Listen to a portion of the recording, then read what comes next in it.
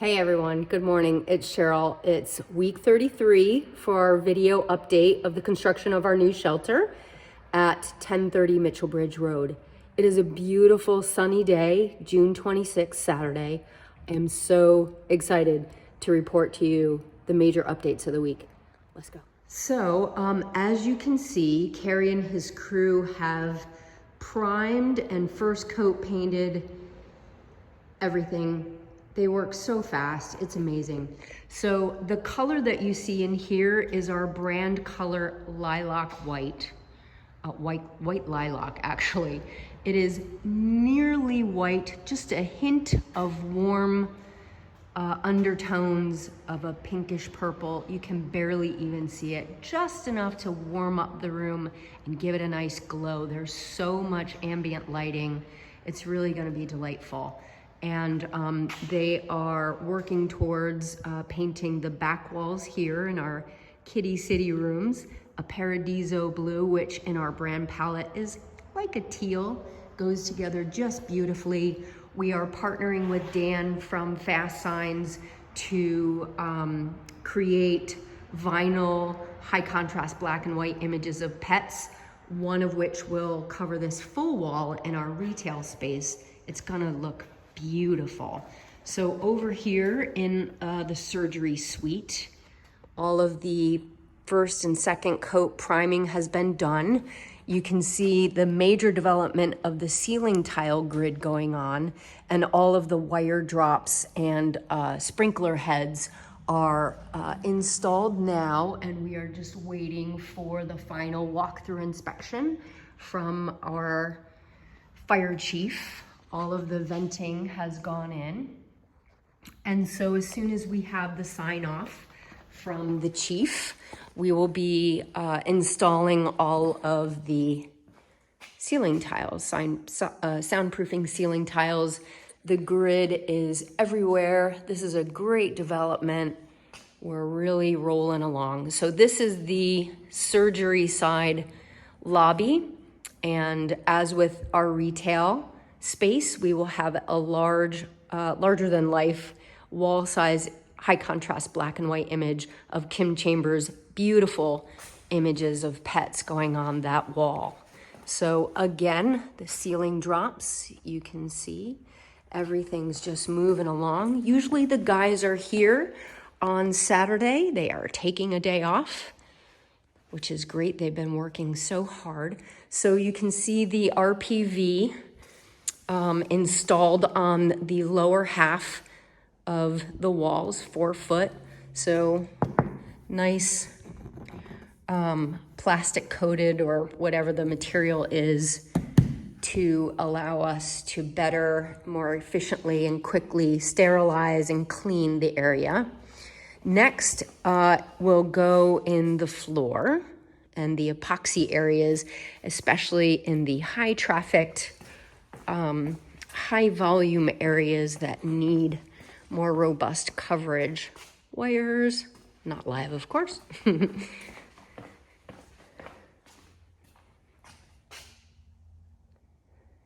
Ceiling grid in our staff volunteer community space. I just love how spacious these rooms are. The feedback from our UGA colleagues for areas like our radiology room is that it's much more spacious and has capacity for learning and teaching than their spaces at the university.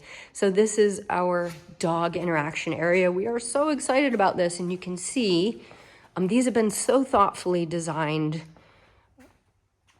Venting in each area. Each unit will have its own pendant style lighting and a glass front with a guillotine style door, allowing the dogs in each of the units to come and go as they like. Our outdoor runs are very spacious, and the dogs can come and go as they like. to visit with people and to interact with the wildlife and just get some fresh air and sunshine. This is our intake and photo room where everybody's weighed and vaccinated.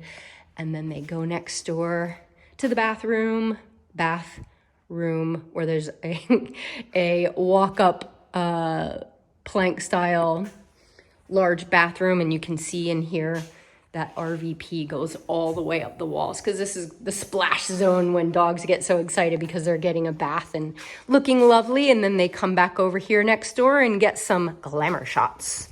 So cool. So again, that RVP is RPV, I guess something polyvinyl something or other. Anyway, this is the one of 3 quarantine areas. Again, you see the grid and the vents going in. So exciting. Wow. It's just, we are barreling to the finish line. I am super excited about our learning center. I talk about this all the time, practically every week, but I just can't help it. Jed and I have been talking with lead team about the impact on our mission that transpires well beyond the boundaries of our 4 walls. So regardless of the fact that we are now enjoying a space that is roughly 3 times the size of our current space, there is so much to be done in the Athens Area Humane Society's theory of change and our program evaluation and how we impact the betterment of pet welfare, animal welfare, beyond even our service level. So North Georgia, Northeast Georgia, working with our policy decision makers and our local and regional governments to inform them as subject matter experts about legislation that improves the lives of pets everywhere, not just in our immediate service area. So our learning center is very important, but also how we engage our community is just going to be so radically different from what we've done in the past, and just holding the space to be well-informed and perceived as go-to resources for decision makers, legislators, anybody who wants to know anything about pet welfare will be coming to us. That's how we create change for pets, through our theory of change, and we hope you'll stand by. Addendum to week 33, Jose and Angel are trimming up our beautiful oak, getting rid of the dead limbs. This is not the most ideal time of year to be doing pruning, but a lot of these limbs that they're taking care of are dead, and or overhanging the roof line where we will be installing sign boxes with, again, high contrast images of pets that our former board chair Kim Chambers took. Just so delightful. But I also wanted to share with you the little details that matter and are so important when you're undertaking a project of this size, is that you got to think of everything, right? So last week I told you that the building was going to be pressure washed, and here it is, our shiny clean building. It's funny, if you look at it every day, you know how just filthy it was, and now it's so lovely and clean you can eat off of it. Well, maybe not, but it's pretty darn clean thanks to our site supervisor Carrie and his team. They're just amazing. So I wanted to do a perimeter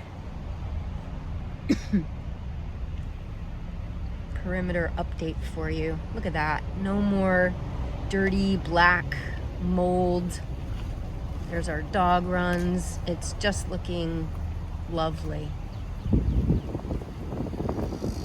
My next step is to garner some support for getting some beautiful native plant landscaping in here, perhaps from some of our partners and friends with the Master Gardeners and the School of Environmental Design. How great would that be? Bye, guys. So that's the update for this week. Thanks for tuning in.